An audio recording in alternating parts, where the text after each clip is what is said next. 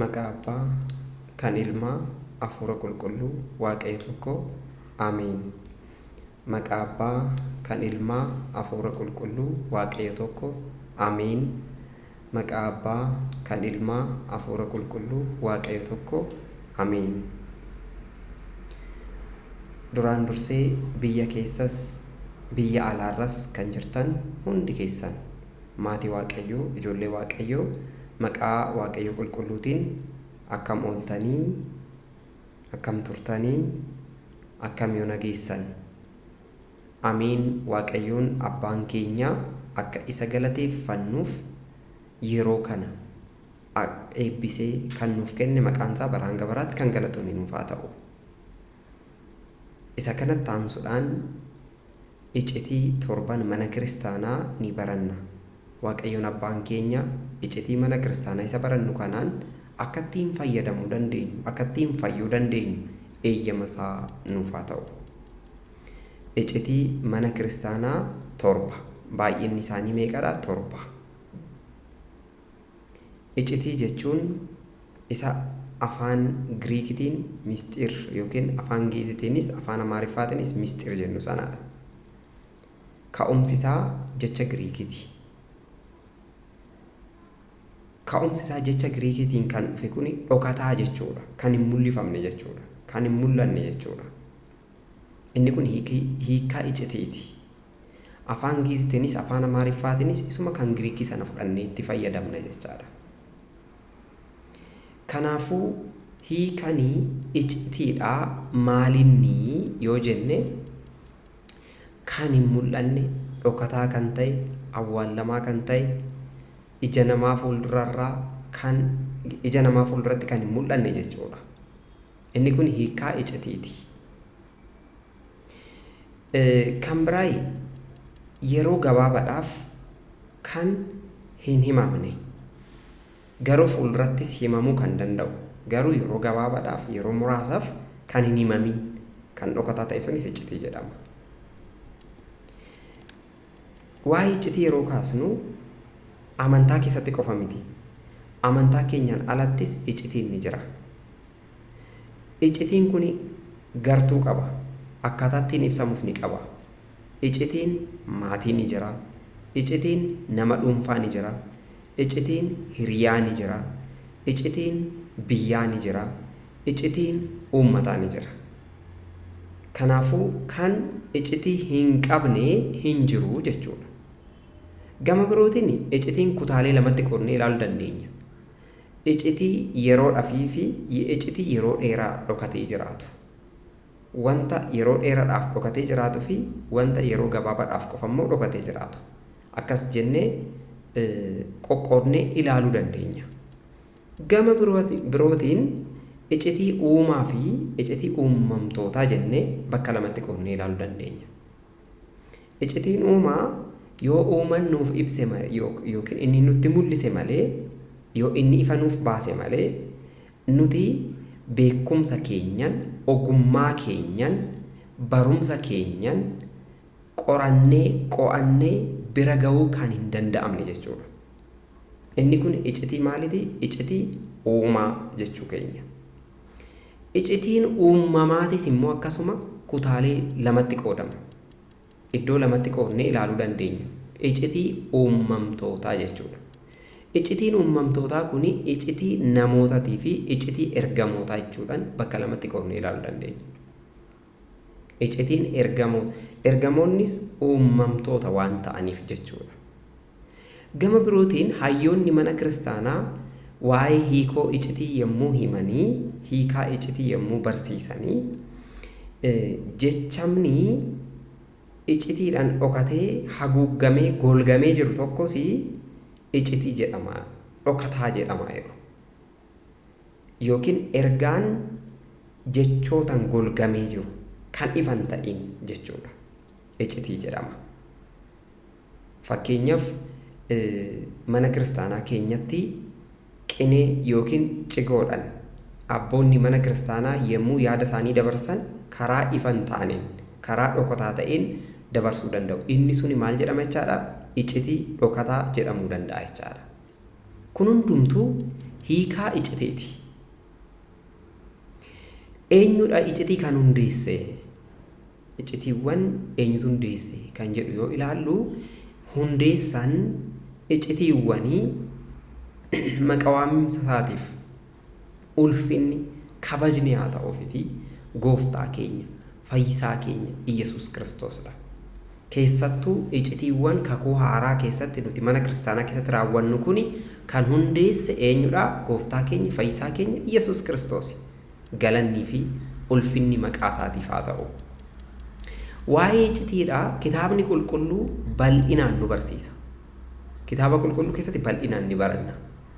Barbaachisummaa isaa, faayidaa isaa bal'inaan ni baranna, ni hubanna. Akkaataa ittiin iccitiiwwan mana kiristaanaa kun raawwatan immoo kitaabota seeraa, kitaabota mana kiristaanaa keenya keessatti kitaabota seeraa jedhamuun beekaman keessatti ni arganna jechaadha. Akkaataa raawwii isaanii. Raawwii eenyudha? Raawwii iccitiiwwan mana kiristaanaa. Sababni iccitii jedhamaniif maal fa'a? Yaa ilaallu, maaliif iccitii jedhame? Maaliif dhokataa jedhame? Maal jechuudha iccitii jechuun? Sababumti iccitii jedhameef maalinni kan jedhu yoo ilaallu sababoota garaagaraa ilaaluu dandeenya. Sababa tokkoffaa nama amaneef malee nama hin amanneef hin raawwatamani. Sababa kanaaf iccitii yookiin dhokataa kan jedhame. Nama amaneef malee kan hin amanneef hin raawwataman.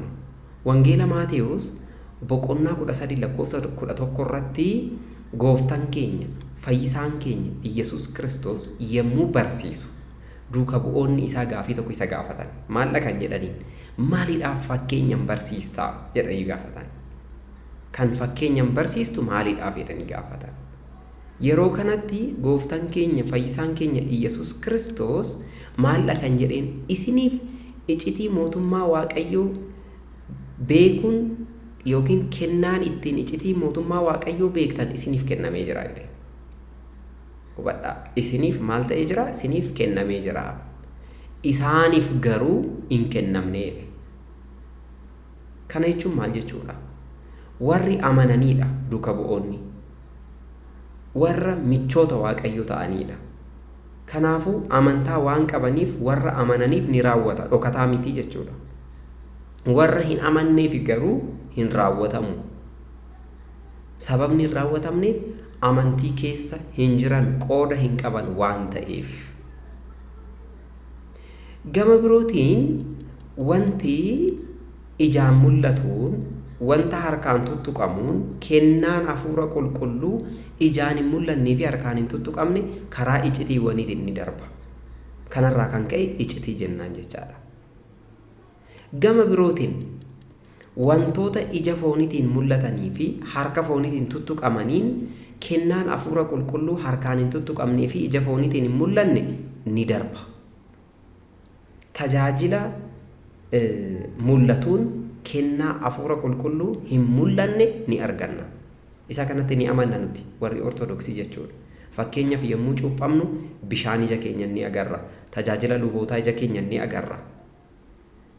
Garuu kennaa hafuura qulqulluu isa nama cuuphamu sanirra bu'u sana arguu hin dandeenyu. Kanaaf tajaajila mul'atuun kennaa hafuura qulqulluu hin mul'anne ittiin arganna kan jennu. Fakkeenyaaf fannoo yommuu luboonni qabatanii deemanii uummata barsiisan fannoo ija keenyan ni ilaalla. Fannoo ija keenyan yommuu ilaallu humna fannoo kanarra jiru garuu ilaaluu hin dandeenyu jechaadha. Humna fannoorra jiru ija fooniitiin ilaaluu hin dandeenyu. Kanaafuu tajaajila ijaan mul'atuun kennaa hafuura qulqulluu ijaan hin mul'anne ittiin arganna. Sababa kanaatiif maal jedhamee jira jechaadha? Iccitii jedhamee jira. Iccitiiwwan mana kiristaanaa baay'inni isaa meeqadha yoo jenne 7.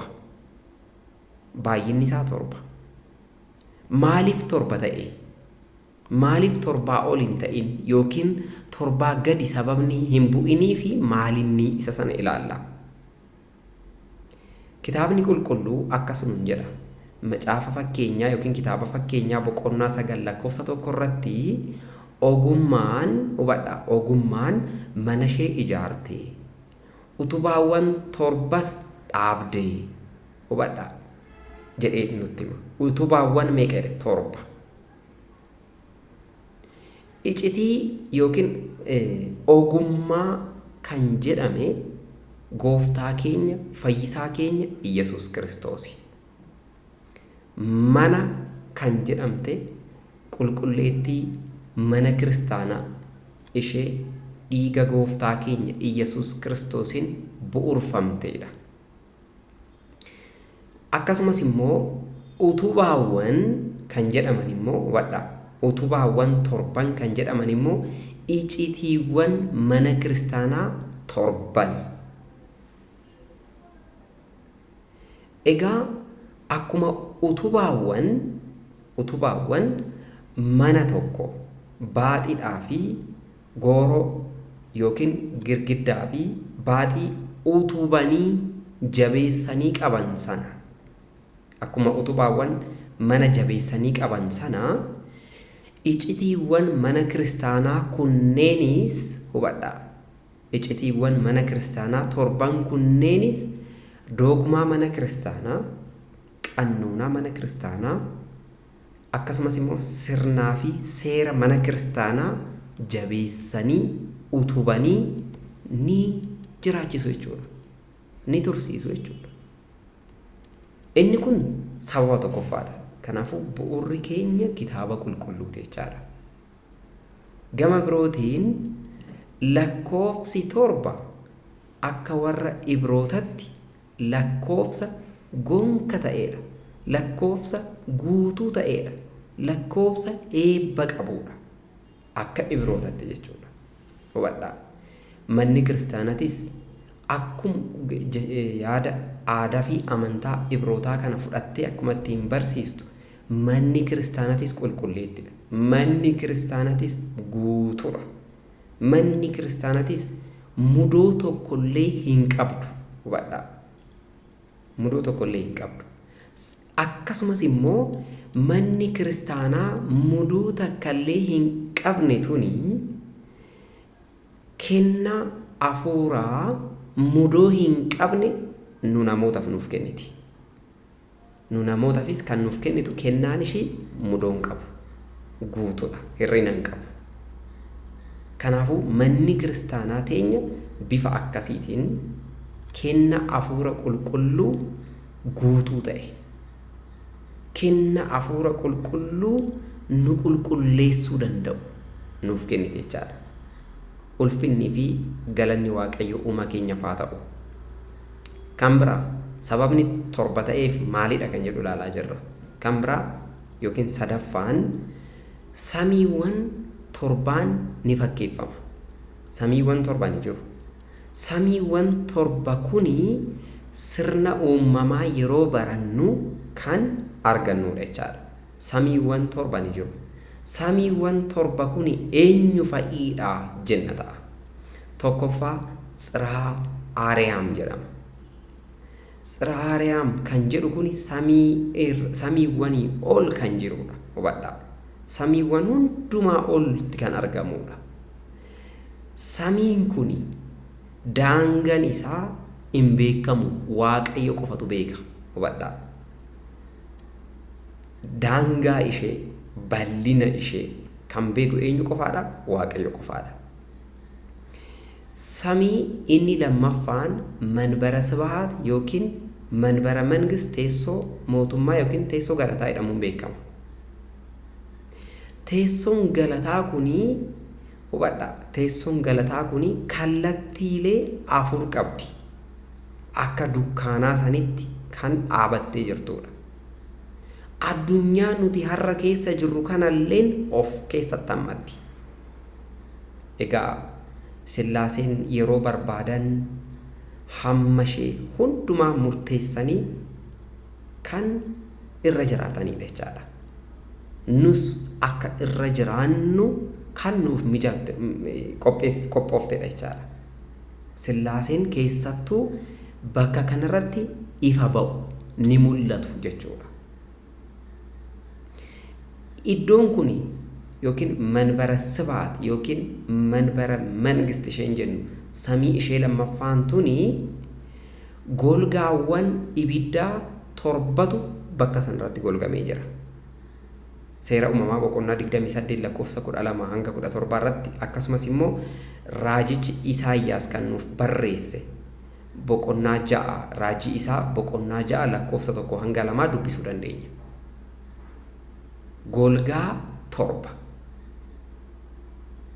Golgaawwan kuni irra caalattuu qiddaasee haadha keenya qulqulleettii giiftii dubroo Maariyaam irratti golgaawwan torban gadameessa kee keessatti eessatti golgamee jedhee hayyuu mana kiristaanaa keenyaa kan ta'e Abbaa Hiriyaaqoos sirna qulqulleessaa Maariyaam irratti sirna qiddaasee Maariyaam irratti nu hubachiisa.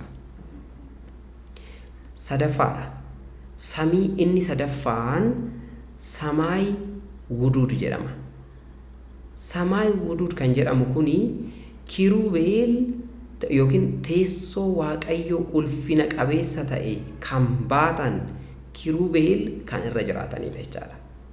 Yookiin teessoon Sillaasee bakka irratti argamudha.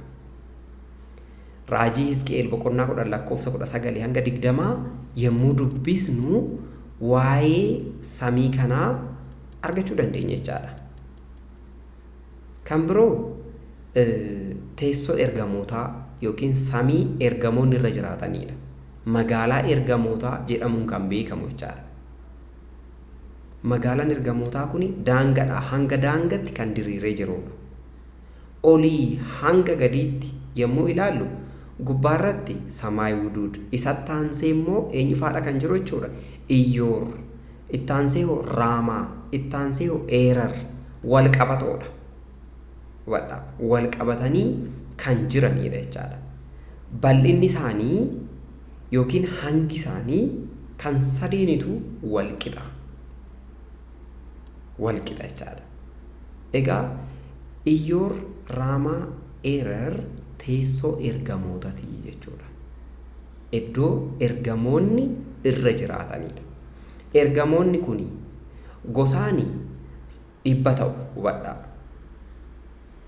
Akkasumas immoo itti qajeelchitoota isaaniitiin hooggantoonni isaanii immoo 10 hubadhaa 10. Gosa isaanii hunda irratti immoo ergamoonni hangafoota ta'an ni jiru. Ergamoonni maal ta'an? Hangafoota ta'an. Kiruub, Suraafeel, Mikaa'eel, Gabri'eel, Rufaa'eel, Suuriyaal, Sadaakiyaal, Salaatiyaal, Anaaniyaal akkasumas immoo yeroo dursa otoo hin kufin duraa har'a Daabiloos kan ta'e yeroo sana garuu Saaxinaa'eel kan ta'e bakka sanarra turan jechaadha. Bakka sanarra turan. Kanaafuu magaalaa ergamootaa kan jedhamu samii sadeen kunii hubadhaa. Samii sadeen kunii Raama irratti fakkeenyaaf Iyyoor irratti gosoota 40tu uumame, Raama irratti gosoota 40tu uumame, Eerar irrattis immoo gosoota 30tu uumame. Dhiifama Raama irratti Iyyoor irratti gosoota 40, Raama irratti gosoota 30, Eerar irrattis immoo gosoota 30tu uumame jechaadha. Ergamoonni kun bifa akkasiitiin magaalaa isaanii kan danda'e ni qabu jechaadha. Itti aansee kan jiru Iyyerusaaleem ishee samii jedhamti. Yookiin Iyyerusaaleem Samaayaawwiit kan jennu. Kallattiilee 4 qabdi. Balbala 12 qabdi. Keessi ishii ifaa Sillaaseen hubadhaa ifaa kan Sillaaseerraa fudhataman kan calaqqisoo ta'an hubadhaa kan calaqqisoo ta'an saanduqaan kan qabamee jiru of keessaa qabdi yookiin saanduqa calaqqisoo akka ifaatti jechuudha calaqqisoo ta'e of keessaa qabdi. Saanduqa san keessa taaboota door yookiin taaboota zadoor inni jennu achi keessatti argama jechaadha. Taaboota zadoor inni jenne kun yookiin taaboota door jenne kuni fakkeenya haadha keenya qulqulleettii giiftii dubroo Maariyaam akka ta'e sirna qulqulleessaa yookiin sirna qiddaasee Maariyaam irratti ni arganna jechaadha. Phaawulos qulqulluunis iddoo ijji namaa hin argin jedhee nutti himeera. Gurri namaas hin dhagayin. Laphee namaa keessattis iddoo hin beekamin yookiin hin yaadamin Waaqayyoon warra michoota isaa ta'aniif kan qopheesse jedhee dubbatee jira. Qorontos 1:2-9 yommuu dubbisnu isa kana ni arganna. Kanaafuu hangi isheellee murtaa'aadha. Samiin kun jechaadha. Hangi isheellee mul'ata kan nuuf barreesse abbaa mul'ataa kan ta'e Yohaannis samii ishee haaraan ishee kana jedhee kan ibsa isheedha. Mul'ata Yohaannis 21:2-3 yommuu dubbisnu isa kana ni arganna. Gubaniin balbala ishee 12 fakkeenya duuka bu'oota 12ti. Akkasumas immoo waltajjiiwwan isheetis 12 ta'uun kuni gosoota Israa'el 12niif fakkeenya kan ta'udha. Kana qofa miti. Gubaniiwwan saanqaa ishee irratti illee maaltu barreeffamee jira? Maqaan qulqulloota qajeelotaa, maqaan qulqulloota wareegamootaa, maqaan isaanii bakka sana irratti barreeffamee jira jechaadha. Mul'ata Yohaannis 21:11-15 yommuu dubbisnu ragaan nuuf baha jechaadha. Waaqayyoon abbaan keenya maqaan isaa baraan gabaraatti kan galatoome haa ta'u. Ittaanee kan jiru Iyyoori. Iyyoor ergamoonni naannoo sana irra jiran Agaa'isti jedhaman. Hoogganaan isaanii Saaxinaa'eel ture amma garuu miti. Achi Kirubeelis bakka sanarra turan. Hoogganaan isaanii yookiin bifti isaanii bifa namaatiin bifa leencatiin kan fakkeeffamanidha jechaadha. Hubadhaa. Akkasumas immoo Suraafeel bifa maaltiin fakkeeffaman? Bifa horiitiin yookiin sa'aatiin. Akkasumas immoo bifa allaattii kochoo qabuutiin. Haayilaat kan jedhamanis bakkuma sanarra qubatanii jiran. Haayilaat warra jedhaman kanaaf immoo hoogganaan eenyudha? Mikaa'el qulqulluudha yookiin qulqulluu Mikaa'el jechuudha. Raamaa yaa ilaallu. Raaman bakka sanarra qubatanii kan jiran Arbaab jedhamu. Hoogganaan isaanii Gabri'eel, qulqulluu Gabri'eel. Manaabirti kan jedhamanis ni jiru. Hoogganaan isaanii qulqulluu Rufaa'eel. Silxaanaat kan jedhamanis ni jiru. Hoogganaan isaanii Suuriyaal jedhama. Ergamoonni kun immoo eessarra qubatanii jiru? Raamarra. Gara Eerararratti yeroo buunu immoo Eerararra Makwaanint kan jedhaman ni jiru. Bakka san qubatanii jiru. Hoogganaan isaanii Sadaakaa'eel jedhama. Liiqaanaat kan jedhaman achirra boqotanii ni jiru yookiin qubatanii jiru. Isaaniif immoo hoogganaan isaanii Salaataa'eel jedhama. Malaa'ikt kan jedhaman ni jiru. Hoogganaan isaanii Anaani'eel jedhama. Walumaa galatti samiin kuni samii ergamoonni irra qubatan saniidha jechaadha.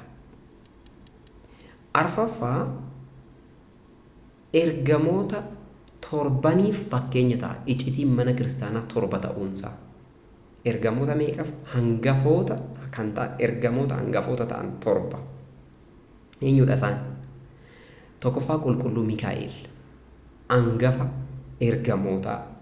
Uummatalleen kan eegu kitaaba qulqulluu irratti seera keessa deebii boqonnaa 10 lakkoofsa 13 irratti kan caqafamee jiru jechaadha. Lammaffaa qulqulluu Gabri'eel. Qulqulluu Gabri'eel misiraachuu kan himudha. Akka gooftaan dhalatu, dubroo Maariyaam irraa akka dhalatu, Waaqayyo biraa ergamee dhufe misiraachuu kan himedha. Wangeela Luqaas boqonnaa 1 lakkoofsa 19 irratti kan dubbisnu isa kanaadha. Sadaffaa qulqulluu Rufaa'eel. Qulqulluu Rufaa'eel ergamaa fayyina namaaf kennudha. Eegduudha. Kadhannaa namootaa gara Waaqayyoo geessuudhaan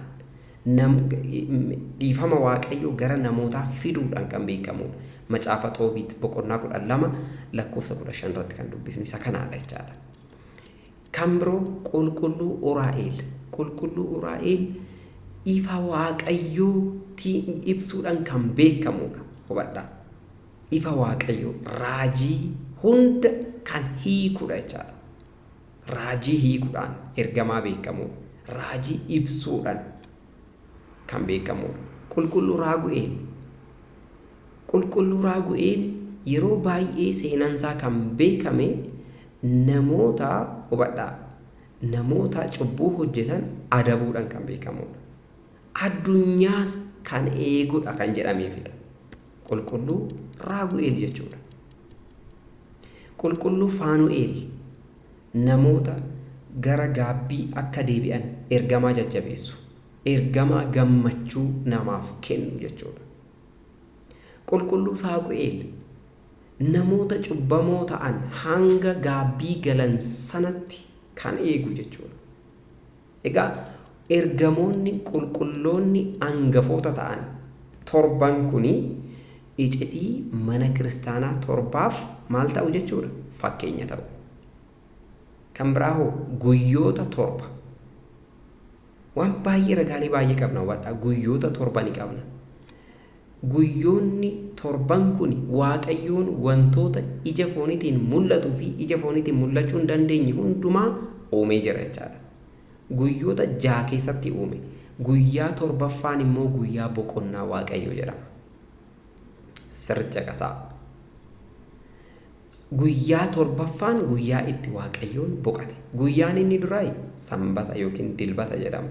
Guyyaan inni lammataa wixata. Guyyaan inni sadaffaa kibxata. Guyyaan inni arfaffaa roobidha. Guyyaan inni shanaffaa kamisa. Guyyaan inni ja'affaan jimaata. Guyyaa torbaffaan sanbata jechuudha. Guyyoonni kunii maaliidhaaf fakkeenya nuuf ta'u? Icitii torban mana kiristaanatiif fakkeenya kan ta'anidha jechaadha. Kan biraa icitii mana kiristaanaa torba ta'uu isaatiif fakkeenyi kan biraa maalidha? Sirna Ooriit keessatti golgaawwan torba taasifamuu akka qaban waaqayyoon Museetti tulluu Siinaa irratti isa gorsee ture. Museetti himee ture jechuudha. Akkasumas immoo sirni Ooriitii yookiin sirni lubummaa Ooriitii suni kutaalee torba qabata. Kutaalee torba. Akkasumas immoo ibsaawwan sirna Ooriitii mana dukkaanaa qulqulleettii taabonni waaqayyo keessa jiru sana keessatti ibsaawwan kan qaban golgaawwan torbatu ture hubadhaa. Golgaawwan torbatu ture. Kana itti mul'isee ture waaqayyoon Museetti mul'isee ture. Egaa akka mana kiristaanaa Ortodoksii Tawaahidoo Itoophiyaatti yookiin darboo mana kiristaanaa Ortodoksii Tawaahidoo Itoophiyaatti golgaawwan torban kunii golgaa ibiddaa ture. Haadha keenya qulqulleettii giiftii Dubroo Maariyaam yommuu gooftaa keenya ulfooftu gadameessa ishee keessatti baattu sana akka ishee hin gubneef waaqayyootu golgaa kana teessisee fi ol kaa'ee fi ishee eeguudhaaf jedha hubadhaa. Ishee eeguudhaaf. Kanaafuu eegumsa waaqayyoo kan mul'isudha jechaadha golgaa torban kun. Kan biraa icitiin mana kiristaanaa sababni torba ta'eef yeroo torba kadhata dhiyeessina nuti. Kiristaanni tokko guyyaatti yeroo torba kadhata dhiyeessa. Hafuurri qulqulluutis abboota keenya gargaaruudhaan guyyaatti yeroo torba waaqayyo fuuldura dhaabbatanii kan waaqayyo kadhatan isaan gargaaree ture. Isaanis akkuma waaqayyoon isaan gargaare sanitti waaqayyo kadhachaa turanii jiru jechaadha. Waaqayyo kadhachaa turuu isaanii faarfannaa Daawit faaruu 118 lakkoofsa 164 irratti ni arganna jechaadha. Kanaafuu waaqayyoonis yeroo torba hubadhaa. Yeroo torba lakkoofsa guutuudha inni akka Ibrootatti. Waaqayyoonis kennasaa isa mudoo hin qabne hirrina hin qabne sana sa'aatii nuti itti isa kadhanne torban kana keessatti nuuf kenna jechaadha. Nuuf kenna. Sa'aatiin kun eenyu faadha? Mi'aa ilaallu. Tokkoffaa kadhannaa ganamaa yookiin gara barii tsaloota nag kan jennu. Lammaffaa kadhannaa saa sadii ganama saa sadii tsaloota salast kan jennu san jechuudha. Sadaffaa kadhannaa guyyaa qixxe yookiin guyyaa sa'aatii 6tti tsaloota qatr kan jennu san jechuudha. Arfaffaa kadhannaa sa'aatii 9 guyyaa jechuudha. Sa'aatii 9 tsaloota tasa'aat kan jennu san jechuudha. Shanaffaa kadhannaa galgala sa'aatii 11. Inni kun immoo tsaloota sark kan jennu san jechuudha. Ja'affaa kadhannaa galgala yookiin waarii sa'aatii 3 irratti geessinu. Inni kun immoo tsaloota niwaam jedhama afaan Ingiliziitiin. Torbaffaa kadhannaa halkan qixxee yookiin halkan walakkaa dhiyeessinu. Inni kun immoo tsaloota manfaqa leeliit jedhama. Halkan keessaa sa'aatii 6 irratti kan geessinu jechaadha. Kanaafuu yeroon kadhannaa kuniyyuu maaliidhaaf wal fakkeeffamee jira jechaadha? Icitiiwwan torban mana kiristaanaatiif. Gama birootiin Yihudoonni ayyaanota Waaqayyoo ayyaanota kabajan 7 qabu ture. Ayyaanota meeqa qabu isin jedhu 7 qabu. Ayyaanonni kun guyyaa waa'ee lubbuu ofii isaanii itti yaadan sana kan kabajanidha jechaadha. Ayyaanota Waaqayyoo illee ni jedhamu. Ayyaanota kana kan tottolcheef, kan mijeesseef, kan isaaniif kennellee Waaqayyoodha. Ayyaanonni kun 7. Tokkoffaa Sanbata jedhama. Guyyaa 7ffaa guyyaa boqonnaa jechuudha. Seera Lewwotaa boqonnaa 23 lakkoofsa 2 irratti kan argannudha inni kun. Lammaffaa Faasikaa jedhama. Isa afaan Hibruutiin Paassaa jedhamu. Guyyaa itti Gibsi keessaa ba'an yaadannoodhaaf kabajanidha. Sadaffaa ayyaana Maxinoo jedhama. Gibxi keessaa yeroo ba'an Israa'eelonni wanta hin bukoofne, nyaata hin bukoofne han yeruma sana hojjetame yookiin qixxaa yookiin maxinoo nyaachaa turan jechaadha. Inni kunis daddafanii biyya sanii ba'uudhaaf qophii isaan taasisan sana mul'isa. Har'ammoo nam tokko dafee cubbuu keessaa ba'uu akka qabu kan ibsudha jechaadha. Seera Lewwotaa boqonnaa 23 lakkoofsa 5 hanga 8 irratti ni arganna. Arfaffaa ayyaana kurnoo itti kennan, kurnoo hangafoo ayyaana guyyaa kennaa jedhama. Hubadhaa. Ayyaana midhaan galfatan hundarraa mana Waaqayyootti kennan. Hangafa midhaanii sana mana Waaqayyootiif galchan. Kanaafuu ayyaana galchaa jedhama jechaadha. Kunis Waaqayyoon waan isaaniif kennerraa deebisanii kan Waaqayyo ittiin Waaqayyoof kennuudhaan yaadatamudha, kabajamuudha. Seera ba'uu boqonnaa 34 lakkoofsa 22 irratti kan dubbisnudha inni kun. Shanaffaa ayyaana daasii jedhama. Israa'eelonni yeroo lafa hongee keessa turanitti akka aduun yookiin hoo'inni hongeen akka isaan hin gubne daasii buufatanii akkasumas immoo erga laga cehanii booda daasii buufatanii ayyaana kana bara baraan kabajaa turanii jiru jechaadha. Eegumsa Waaqayyoo kan ittiin yaadatanidha ayyaanni kun. Israa'eelonni yeroo sana jechuudha. Seera Lewwotaa boqonnaa 23 lakkoofsa 39 hanga 43 irratti ni dubbisna. Ja'affaa ayyaana faaggaa yookiin malakat jedhamuun beekama. Ayyaanni faaggaa kun immoo Yihudoonni akka ayyaana bara haaraatti fudhatu. Ayyaana bara haaraa kan itti kabajanidha jechaadha.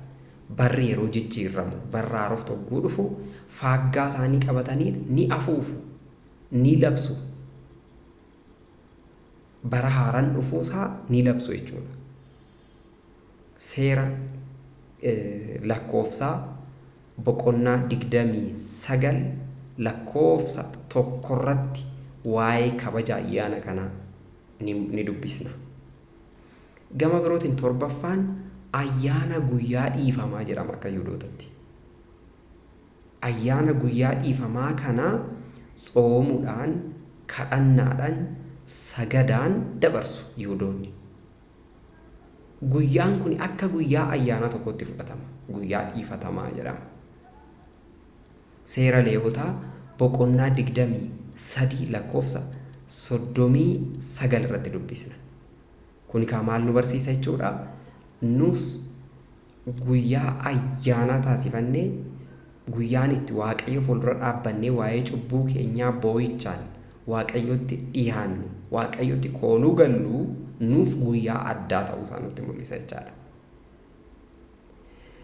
Kan biraay naannoo Isiyaatti, naannoo Eeshiyaatti manneen kiristaanotaa argaman 7 fakkeenya iccitii 7niiti. Naannoo Isiyaatti manneen kiristaanaa meeqatu argama isin jenne? Manneen kiristaanaa 7. Mul'ata Yohaannis boqonnaa 2 lakkoofsa 1 hanga 29tti yommuu dubbisnu manneen kiristaanotaa kan tokkoon isaanii seenaa isaanii waliin ni arganna. Egaa Yohaannis barreessaan mul'ata yeroo barreessu iddoo maqaan ishee Fixmoo jedhamtu, odolcha Fixmoo jedhamtu irra taa'eeti kan barreesse. Fixmoon tuni naannoo Meeditiraaniyaan, naannoo galaana Meeditiraaniyaan odolcha achi toora sanatti argamtuudha. Yeroo ammaa kana daangaa Giriik keessa jirti. Yohaannis abbaan mul'ataa kuni bakka sanatti hidhamee ture. Odolcha sana irratti hidhamee ture jechaadha. Bakka sanitti mana hidhaatu ture. Irra caalattuu namoonni sammuun isaanii sirrii hin ta'in, namoonni sammuun isaanii dhukkubsatu, akkasumas immoo hawaasa irratti rakkina uumuu danda'an jedhamanii hawaasa irraa akka adda ba'an, akka uummatatti hin makamne namoonni taasifaman bakka sanatti hidhamu ture jechuudha. Namoota irratti rakkoo geessisuu danda'an namoonni jedhaman bakka sanitti hidhamu. Fakkeenyaaf namoonni maraatan, kan qalbii dhaban, namoonni akkasii suni namoota irratti dhiibbaa geessisuu danda'an jedhamee waan sodaatamuuf achitti hidhamu ture jechaadha. Egaan Yohaannis mul'ata isaa irratti manneen kiristaanaa 7 kana tokkoon isaaniitiif barreessee ture.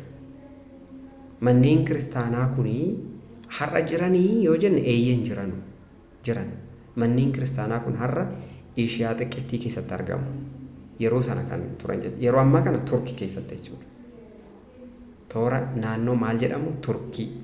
Manneen kiristaanaa 7 kuni eenyu fa'iidha jennee yoo gaafanne, tokkoffaani Efesooni, lammaffaani Samrineesi, sadaffaani Pheergaamooni, arfaffaani Tiyaaxirooni, shanaffaani Sardeesi, ja'affaan Fiildilfiyaadha, torbaffaan immoo Loodooqiyaadha. Kanaafuu 7 kanaaf fakkeenya ta'u jechuudha. Iccitiiwwan 7 mana kiristaanaa. Kan biraay tsoomiin mana kiristaanaa keenyaa xoomiiwwan labsii 7tu jiru akka mana kiristaanaa keenyatti. Xoomanni 7 kuni iccitii mana kiristaanaa 7niif fakkeenya ta'u jechuudha. Xoomiiwwan 7 kana mee haa ilaallu eenyu fa'iidha? Xoomii guddicha isa abiyyi tsoom jennu kana jechaadha. Xoomii raajotaa, xoomii Nanawwee, xoomii Gaadii, xoomii duuka bu'ootaa, xoomii fayyinaa, torbaffaa xoomii haadha keenya qulqulleettii giiftii Dubroo Maariyaam. Kun hundumtuu maal nuuf ibsachaadha? maaliif icitiiwwan kanaan torba jenneen torba ta'uun isaanii sababa maaliitiif kan jedhu sanaaf fakkeenya kan nuuf ta'u mammaatti kan ilaalaa turre. Waaqayyoon abbaan keenya icitii isaa nuuf haa mul'isu yookiin nuuf haa ibsu. Manni kiristaanaa icitiiwwan torba kanaan qofaa miti kennaa hafuura qulqulluu kan gara uummataatti geggeessitu yookiin kan gara keenyaa fiddu. Karaalee adda addaatiin garuu icitiiwwan torban mana kiristaanaa kun hangafoota kan ta'anidha. Eenyudha icitiiwwan kun torban kun tokko tokko ni ilaallu. Eenyudha isaan? Tokkoffaa icitii cuuphaa. Icitiin cuuphaa lammata dhalachuun kan keessatti himamudha. Fayyinaaf murteessaa kan ta'edha. Mootummaa Waaqayyoo dhaaluudhaaf dirqama barbaachisaadha. Icitiin maali? Icitiin cuuphaa. Lammaffaa icitii meeroonii. Icitiin meeroonii akkasuma dhaloota lammaffaa keenya keessatti ni fayyada. Hafuura qulqulluu nurra bulcha. Kanaafuu kunis dirqama barbaachisaadha. Sadaffaa icitii qurbaanaa. Qurbaanni nyaata hafuurawaati. Nyaata bara baraati. Kan mootummaa Waaqayyootti hin dhaaluu dandeenyudha. Kanaafuu barbaachisaadha. Arfaffaa icitii gaabbii. Namni tokko fayyuudhaaf cubbuunsaa isarraa dhiqamuudhaaf gaabbii galuu qaba. Kanaafuu waa'ee icitii gaabbii sirriitti hubachuun barbaachisaadha. Shanaffaa icitii takliilaa. Icitiin takliilii cimina gaa'ilaatiif barbaachisaadha. Keessattuu namni tokko icitii seera qabeessa icitii takliilaa yookiin gaa'ila seera qabeessa ta'e hundeeffachuudhaaf maaltu isa barbaachisa? Icitii takliilaa sirriitti beekuun isa barbaachisa jechaadha. Icitiin takliilaa kun kan isaan ilaallanne eenyudha? Warra molokkosanii jiraachuu barbaadan qofa. Kanaafuu icitiin takliilaa mana barbaachisaadha jechaadha. Ja'affaa icitii lubummaa. Icitiin lubummaa luboonni hiikuu, hidhuu, barsiisuu akkasumas immoo cuuphuu kanarratti aangoo qabu. Humna qabu. Aangoo kana kan kenneef Waaqayyoodha. Aangoon kun aangoo namarraa kennamu miti. Waaqayyoorraa kan kennamudha. Kan kennamus namoota filatamaniif. Namoota filatamaniif, namoota waamamaniif, namoota barumsa waa'ee lubummaa sirriitti barataniif. Torbaffaa icitii qandiilii. Icitiin qandiilii kun icitii dhibee foonii keenyaaf nu furuudhaaf, nu fayyisuudhaaf nuuf kennamudha. Dhibee foonirraa walaba akka taanuuf, humna hafuurawaa ta'e akka argannuuf kan nu gargaarudha. Egaa icitiiwwan mana kiristaanaa torban isa kana fakkaatu. Icitiiwwan mana kiristaanaa torban kun akkaataa qoqqoodinsa isaaniitiin hundumaaf kan raawwataman ni jiru.